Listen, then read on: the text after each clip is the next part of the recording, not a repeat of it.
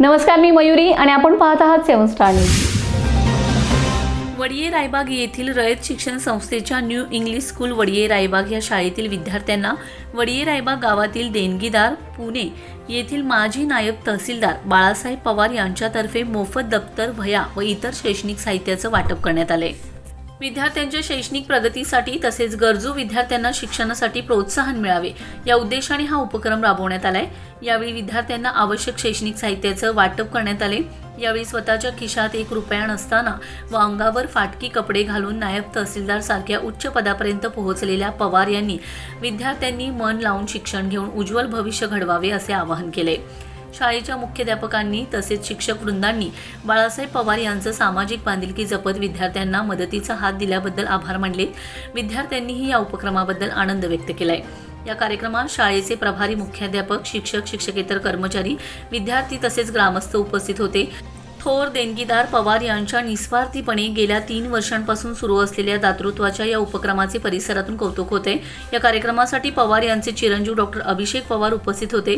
यावेळी पवार यांनी आपल्या पश्चात दातृत्वाची ही परंपरा अखंडपणे चालू राहावी असा मानस व्यक्त केलाय. अंदाजे दरवर्षी 2 ते 3 लाख रुपयांचे वाटप निस्वार्थीपणा गेल्या 3 वर्षांपासून सुरू आहे. आज सगळ्यात आपल्याला आनंदाची गोष्ट हीच की बाळासाहेब पवार हे तुमच्या गावचे असून त्यांनी परत मागं बघण्याची जी सवय आज तुमच्या पुढे जो दृष्टिकोन ठेवला आहे की आज आपण एवढ्या मोठ्या पदावर जाऊन आज आपण लहानात एवढं मोठं म्हणून सुद्धा ते परत बघण्याचा दृष्टिकोन त्यांनी जो तुमच्या पुढे ठेवला आहे तो खरोखर आदर्श आहे. आणि आज जे ते त्यांच्या मुलाला घेऊन या शाळेमध्ये उपस्थित झाले त्याचं कारण एकच की ही परंपरा अखंडपणे चालू ठेवायची आहे त्यांना. आणि गेली 3 वर्ष झाले सलग आपल्याला ते वह्या, दप्तर, पाण्याची बॉटल हे 3 वर्ष झाले देत आहेत आणि ती परंपरा अखंडपणे परत सुद्धा चालू राहावी त्यासाठी त्यांनी त्यांच्या मुलाला घेऊन आले. आणि मी तुम्हाला नेहमी वर्गात सांगतो काय की काहीतरी आयुष्यात बना आणि बनल्यानंतर साहेबांसारखं परत आपल्या शाळेकडे मागं वळून बघा. कारण का तर ही शाळा जी आहे ती खेड्यातली आहे, खेड्यातली मुलं आपली शिकली पाहिजे. त्यांचा उद्देश एकच आहे, जे मला भेटलं नाही ते माझ्या गावातील कुठल्याही मुलाला बाबा सगळ्या मुलांना भेटलं पाहिजे हा उद्देश डोळ्यासमोर ठेवून ते हे सगळं कार्य करत आहे. ते एवढ्या मोठ्या पदावर असताना सुद्धा परत आपल्या विद्यालयात येऊन किंवा विद्यार्थ्यांना ज्या ज्या मुलांना अडचणी त्या मुलांना प्रत्येक गोष्टीची फक्त त्यांची एकच अट आहे. कोणती अट आहे की तुम्ही चांगली शाळा शिका.